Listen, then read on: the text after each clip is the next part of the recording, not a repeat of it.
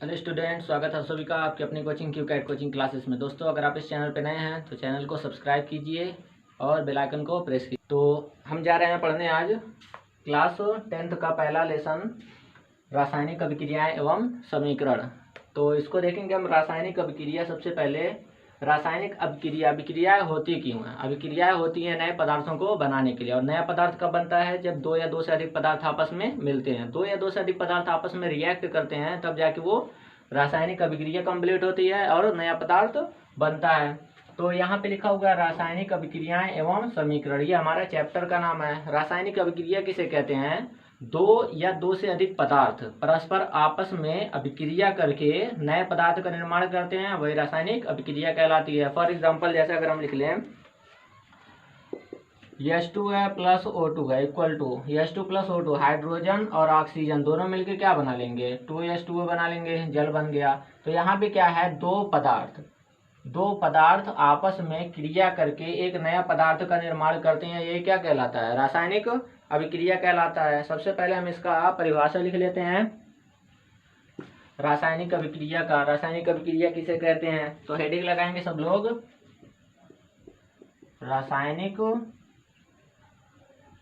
अभिक्रियाएं। पढ़ने में मजा तभी आएगा जब आप लोग कॉपी और पेन निकाल के बैठे रहेंगे। कॉपी और पेन निकाल के बैठिए और इसको नोट करते रहिए।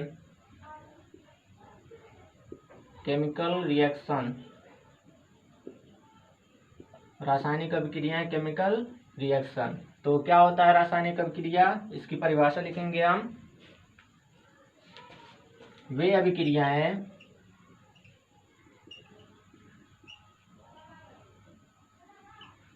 अभिक्रियाएं जिसमें दो या दो से अधिक पदार्थ आपस में क्रिया करके नए पदार्थ का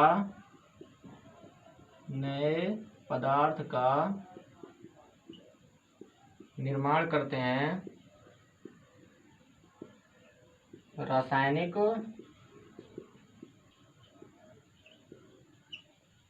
अभिक्रिया कहलाती है।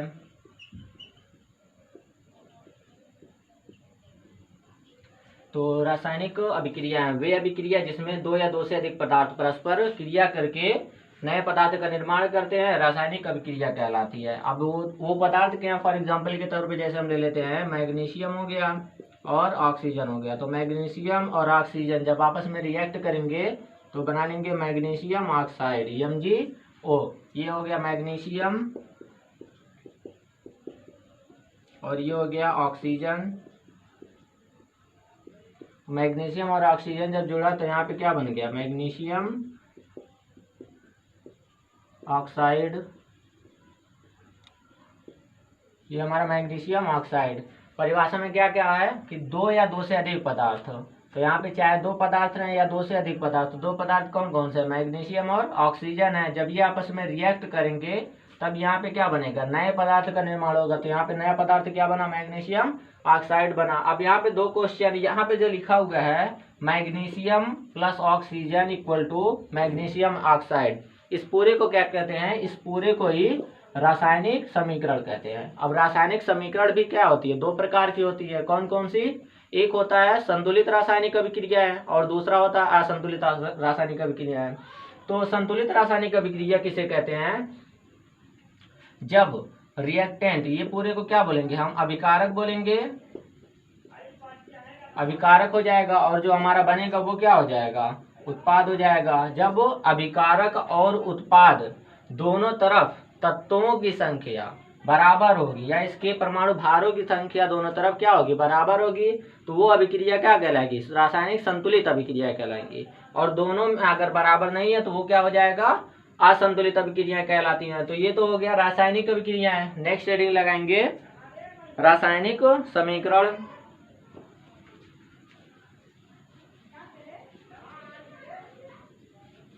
रासायनिक समीकरण अगर आप इस चैनल पे नए हैं तो चैनल को सब्सक्राइब कीजिए और इसको ज़्यादा से ज़्यादा शेयर कीजिए ताकि और स्टूडेंट को भी लाभ हो सके।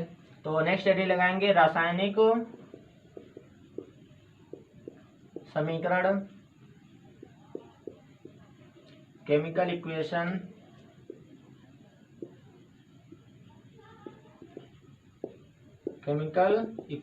तो अभी हम देखे हैं जो भी रासायनिक अभिक्रिया में भाग लेने वाले अभिकारक होते हैं उसके बाद से जो हमारा प्रोडक्ट बनता है, उत्पाद बनता है, उस पूरे इक्वेशन को एक सीरीज में लिखना ही क्या कहलाता है? रासायनिक समीकरण कहलाता है। तो इसको लिखेंगे परिभाषा, किसी रासायनिक अभिक्रिया में भाग लेने वाले, किसी रासायनिक अभिक्रिया में भाग लेने वाले प्रतीकों, किसी रासायनिक अभिक्रिया में भाग लेने वाले प्रतीकों तथा सूत्रों से भाग लेने वाले प्रतीकों तथा सूत्रों से संक्षिप्त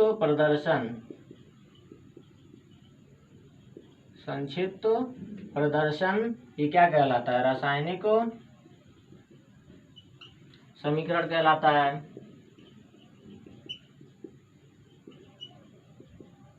रासायनिक समीकरण कहलाती है। किसी रासायनिक अभिक्रिया में भाग लेने वाले प्रतीकों तथा सूत्रों के माध्यम से संक्षिप्त प्रदर्शन क्या कहलाता है? रासायनिक समीकरण कहलाता है। फॉर एग्जाम्पल के तौर पर जैसे हम ले लेते हैं मेथेन है, CH4 मेथेन, इसका जब हम रिएक्ट किससे कराएंगे? ऑक्सीजन से कराएंगे। तब यहाँ पे क्या बन जाएगा? कार्बन है, ऑक्सीजन से रिएक्ट करके कार्बन डाइऑक्साइड बना लेगा, उसके बाद से फिर हाइड्रोजन और ऑक्सीजन मिलके H2O बना लेंगे। इसको बोलते हैं कार्बन डाइऑक्साइड। आई होप आप लोग 10th में आ चुके हैं तो आप लोगों को तत्वों के नाम याद होंगे। अगर नहीं याद है तो उसको भी एक पीरियोडिक टेबल सामने रखिए और उस तत्वों के नाम याद करिए। कार्बन डाइऑक्साइड और ये हो जाएगा जल हो जाएगा। तो यहाँ पे जब मेथेन ऑक्सीजन से रिएक्ट किया तो ये क्या बन गया? कार्बन डाइऑक्साइड बन गया और जल बन गया। इसको क्या करेंगे? हम गर्म करेंगे। अब यहाँ पे जो लिखा हुआ है, यहाँ पे कार्बन कितना है? 1 है। इस साइड में कार्बन कितना है? इधर भी 1 है। हाइड्रोजन कितना है? 4 है। इधर कितना हाइड्रोजन है? 2 है। अब यहाँ पे ऑक्सीजन 2 है, यहाँ पे ऑक्सीजन कितना है? 2 और 1 3 परमाणु है। तो दोनों तरफ का जो इक्वेशन पूरा समीकरण लिखा हुआ है इसमें परमाणुओं की संख्या बराबर नहीं है। तो इसको हम क्या बोलेंगे? इसको बोलेंगे असंतुलित रासायनिक समीकरण बोलेंगे या फिर असंतुलित रासायनिक अभिक्रिया बोलेंगे। तो इसको बराबर करने के लिए क्या करना पड़ता है? जो तत्व हमारे हैं उसको हम इलेक्ट्रोनिगेटिविटी के हिसाब से बैलेंस करते हैं। बैलेंस करना आगे आप लोगों को सिखाया जाएगा। तो यार इसको देखते हैं। पहले ऑक्सीजन, इसमें कितने परमाणु हैं? 2 परमाणु हैं। इधर कितने परमाणु हैं? 2 और 1 3 है। तो इस साइड में कम है, इधर हम 2 से मल्टीप्लाई कर देते हैं। तो 2 दूना कितना हो गया? 4। इधर कितना? 2 और 1 3। अब इधर 1 कम पड़ गया तो इसको भी 2 से मल्टीप्लाई करेंगे। 2 1 अन्य 2 ऑक्सीजन प्लस 2 ऑक्सीजन 4 हो गया। उसके बाद से फिर कार्बन 1 है, इधर भी 1 है, हाइड्रोजन इधर 4 है, 2 दूना 4। जब हम इलेक्ट्रोनिगेटिविटी को के क्रम से, अब इलेक्ट्रोनिगेटिविटी का क्या होता है? एक वर्ड हम ध्यान में रखेंगे, फोन। ये जो होता है फोन वर्ड, ये इलेक्ट्रोनिगेटिव विद्युत ऋणात्मकता के घटते हुए क्रम में है। फोन मतलब F मतलब क्या हो जाएगा? फ्लोरीन, O मतलब ऑक्सीजन, N मतलब नाइट्रोजन। फिर उसके बाद से फिर इलेक्ट्रोनिगेटिविटी विद्युत ऋणात्मकता का घटता हुआ क्रम चला जाएगा। जब हम ज्यादा विद्युत ऋणात्मक तत्व वालों को बैलेंस करेंगे तो बाकी सब कम विद्युत ऋणात्मक वाले तत्व अपने आप से क्या होते जाएंगे? बैलेंस होते चले जाएंगे। तो यहाँ पे जो इक्वेशन हमारा असंतुलित रासायनिक अभिक्रिया था उसको हमने किस में चेंज कर दिया? संतुलित में। ये क्या है? मेथेन है। इसका रिएक्शन किससे करा रहे हैं? ऑक्सीजन से। तो ये किस में चेंज हो गया? संतुलित रासायनिक समीकरण में चेंज हो गया। तो अगला हेडिंग लगाएंगे संतुलित रासायनिक समीकरण। इसको बढ़िया से आप लोग नोट्स बनाते हुए रहिए और इसको डेली बाय डेली याद करते रहिए। रासायनिक समीकरण, संतुलित रासायनिक समीकरण, संतुलित रासायनिक समीकरण। Balanced chemical equation. तो पता तो चल चुका है, अभिकारक और उत्पाद में परमाणुओं की संख्या क्या रहेगी, बराबर रहेगी, तो वो क्या कहलाएगी, संतुलित रासायनिक समीकरण कहलाएगी। जैसे कोई भी और हम अगर एग्जांपल ले लें, फॉर एग्जांपल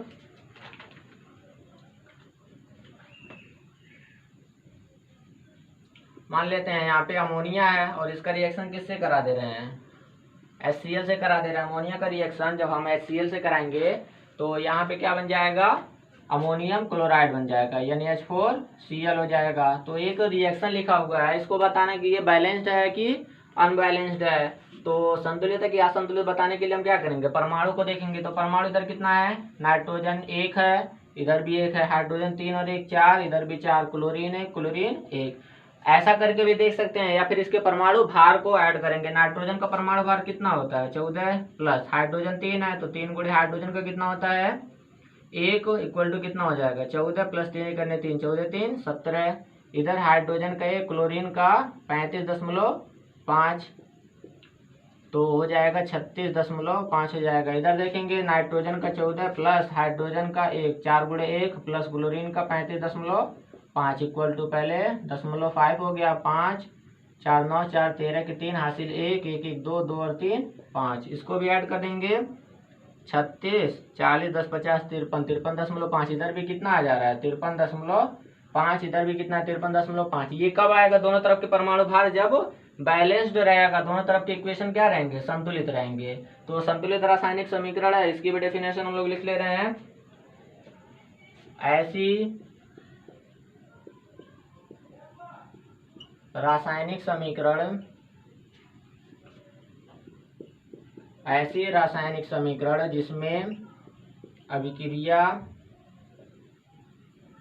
जिसमें अभिकारक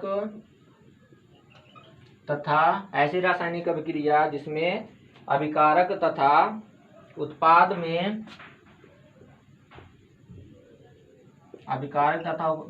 ये इतना क्या हो जाएगा, पहला अभिकारक हो जाएगा रिएक्टेंट और दूसरा क्या हो जाएगा, उत्पाद हो जाएगा। हमेशा दो या दो से अधिक पदार्थ मिलकर क्या करते हैं, उत्पाद को बनाते हैं। तो ऐसी रासायनिक समीकरण जिसमें दोनों पक्षों या फिर अभिक्रिया अभिकारक तथा उत्पाद में प्रत्येक तत्वों के परमाणुओं की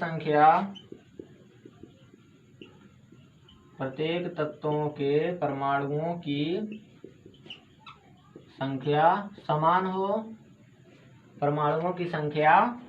हो, संतुलित रासायनिक समीकरण कहलाती है।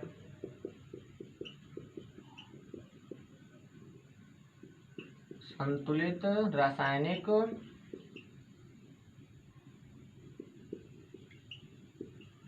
समीकरण कहलाती है। तो ये तो हो गया संतुलित रासायनिक समीकरण हो गया। उसके बाद से फिर क्या होता है, दूसरा है असंतुलित रासायनिक समीकरण। तो इसका भी जस्ट अपोजिट है। कोई भी संतुलित हम रासायनिक समीकरण, जैसे यही हमारा क्या हो जाएगा, संतुलित रासायनिक समीकरण हो जाएगा। इसको भी एग्जाम्पल के तौर पे नोट कर लेना यहाँ पे। उसके बाद से फिर है दूसरा असंतुलित रासायनिक समीकरण, नोट कर लिए इसको।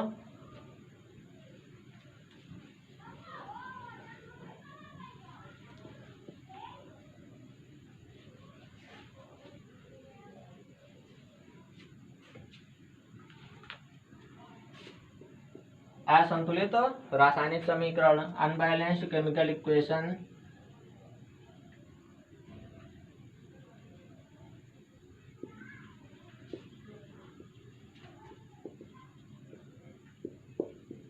असंतुलित रासायनिक समीकरण, इसकी भी जस्ट डेफिनेशन वही रहेगी। उसमें क्या रहेगी, दोनों पक्षों में अभिकारक तथा उत्पाद में तत्वों की संख्या क्या रहेगी, बराबर नहीं रहेगी, परमाणुओं की संख्या बराबर नहीं रहेगी। इसकी भी डेफिनेशन लिख लेते हैं।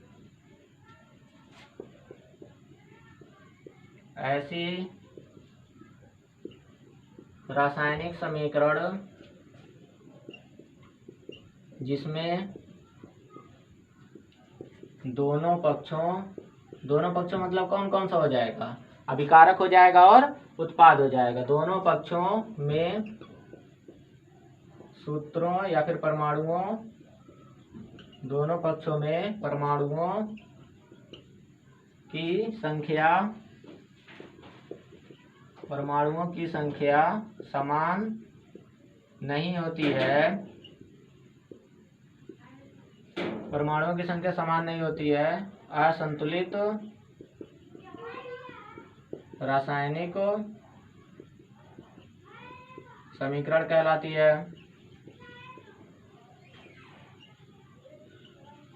असंतुलित रासायनिक समीकरण, असंतुलित रासायनिक समीकरण कहलाती है। एग्जाम्पल कोई भी ले लेते हैं, जैसे मान लेते हैं वही फर्स्ट वाला जो हम लोग लिखे थे, मैग्नीशियम है, इसका रिएक्ट हम किससे करा देंगे? ऑक्सीजन से। तब क्या बन जाएगा? मैग्नीशियम ऑक्साइड बन जाएगा। अब यहाँ पे देखेंगे मैग्नीशियम तो एक ही है, लेकिन ऑक्सीजन यहाँ पे कितना है? 2। इधर कितना है? 1 है। तो दोनों तरफ का क्या है? परमाणुओं की संख्या बराबर नहीं है। तो ये क्या हो जाएगा? असंतुलित रासायनिक समीकरण हो जाएगा। अब ये जो क्यों अभिक्रिया करते हैं, क्यों उत्पाद बनाते हैं, इसका क्या महत्व है, या फिर रासायनिक समीकरण लिखने से हमको क्या पता चलता है, इसकी क्या इम्पोर्टेंस है, तो उसको देखते हैं हम। जो केमिकल इक्वेशन होता है जिससे हम बना के लिखते हैं, उससे हमको क्या इम्पोर्टेंस मिलती है, उसके बारे में पता करेंगे। तो इसको आप लोग नोट करते हुए चलेंगे। एक रासायनिक समीकरण से हमें क्या क्या जानकारी मिलती है, हेडिंग लगाएंगे। रासायनिक समीकरण का महत्व, importance of chemical equation, importance of chemical equation, रासायनिक समीकरण का महत्व। क्या होता है इसका महत्व? इससे हमें निम्नलिखित जानकारी मिलती है। एक रासायनिक, कौन सी रासायनिक? संतुलित। एक संतुलित रासायनिक समीकरण से हमें निम्नलिखित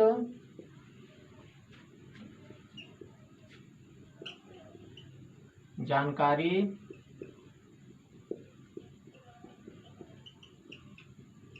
मिलती है। एक रासायनिक समीकरण से, संतुलित रासायनिक समीकरण से हमें निम्नलिखित जानकारी मिलती है। जैसे नंबर 1 पहला लिखेंगे,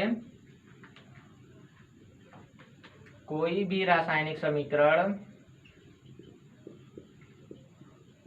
कोई भी रासायनिक समीकरण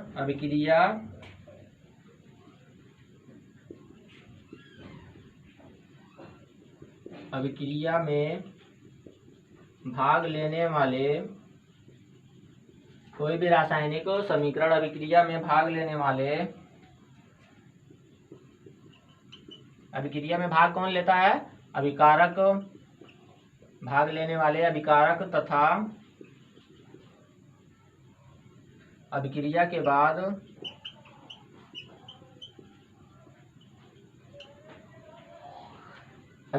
बाद क्या बनता है? उत्पाद बनता है। तो सबसे पहले ये क्या करेगा? जो अभिक्रिया में अभिकारक है, रिएक्टेंट है, उसके बारे में, उसके बाद से जो अभिक्रिया के बाद क्या बनेगा, अभिक्रिया के बाद बने उत्पाद के बारे में जानकारी देता है। उत्पाद के बारे में जानकारी देता है। दूसरा पॉइंट देखेंगे,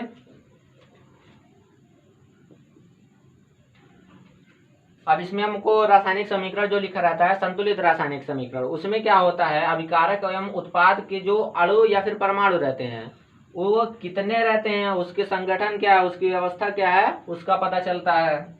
तो इससे अभिकारक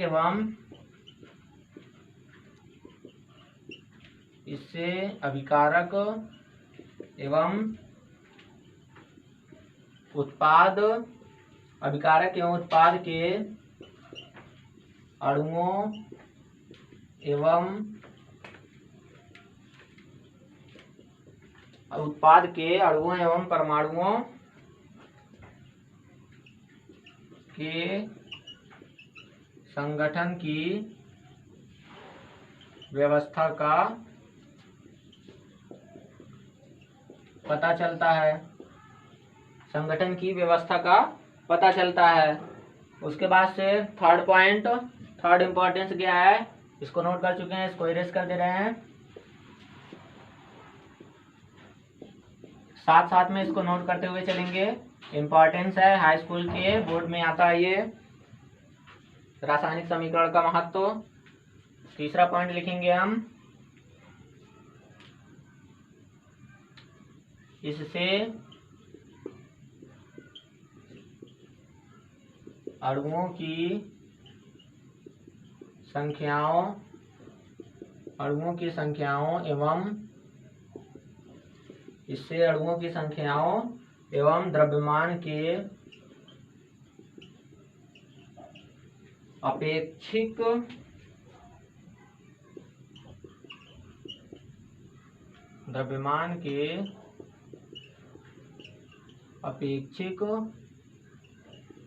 अनुपात का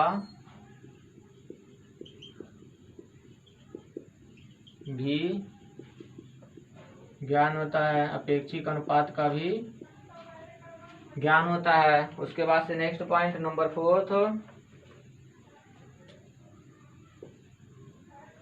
जो रासायनिक समीकरण होता है उससे क्या होता है, उसकी प्रकृति का भी हमें ज्ञान होता है। रासायनिक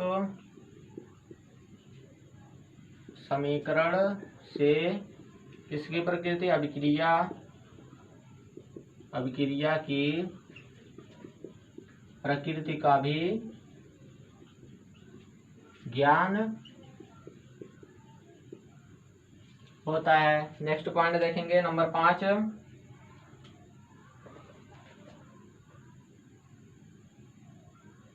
या नंबर 4 ये इसको, तो ये तो हो गया, इसके इम्पोर्टेंस के बारे में हो गया है।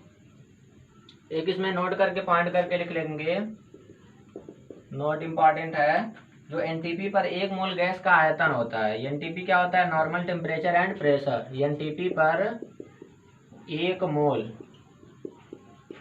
किसी को पता है तो उसका आंसर, वीडियो को पॉज करके उसका आंसर कमेंट बॉक्स में लिखेंगे। एनटीपी पर 1 मोल गैस का आयतन कितना होता है, चलिए लिख चुके होंगे, हम लिख दे रहे हैं। एनटीपी पर 1 मोल गैस का आयतन 22.4 लीटर होता है। याद रखेंगे सब लोग, आगे क्वेश्चन में काम आएगा। एनटीपी पर 1 मोल नॉर्मल टेम्परेचर एंड प्रेशर पर 1 मोल गैस का आयतन कितना होता है, 22.4 लीटर होता है। ये तो हो गया इसके इम्पोर्टेंस के बारे में। नेक्स्ट हेडिंग लगाएंगे, ये जो रासायनिक अभिक्रिया है इसके टाइप्स क्या क्या होते हैं, रासायनिक अभिक्रिया के प्रकार।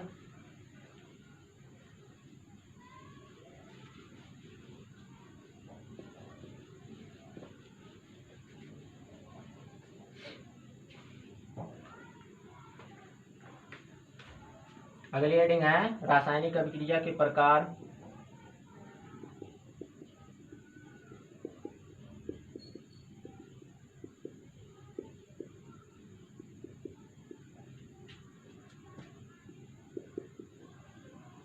Types of chemical reaction, types of chemical reaction, इसको पढ़ना हमको, रासायनिक अभिक्रिया के प्रकार। कितने टाइप्स के केमिकल रिएक्शन होते हैं, तो इसको हम आगे लेक्चर में कंटिन्यू करेंगे। आज के लिए बस इतना ही। अगर आप नए हैं तो इससे रिलेटेड जो भी साइंस पढ़ाया जाएगा, मैथ पढ़ाया जाएगा या फिर और कोई भी अदर सब्जेक्ट पढ़ाया जाएगा, तो उसके और बाकी क्वेश्चन जो इम्पोर्टेंस है, यूपी बोर्ड में आते हैं या फिर और आगे रिलेटेड क्वेश्चन आते हैं, तो उसके डीपीपी के क्वेश्चन और भी अलग से क्वेश्चन, कंपटीशन लेवल के क्वेश्चन उसको कराया जाएगा। हमारे व्हाट्सएप ग्रुप से जुड़ने के लिए इसका लिंक डिस्क्रिप्शन में दे रहे हैं, उसको जुड़ जाइएगा। पढ़ाई करते रहिए। All the very best.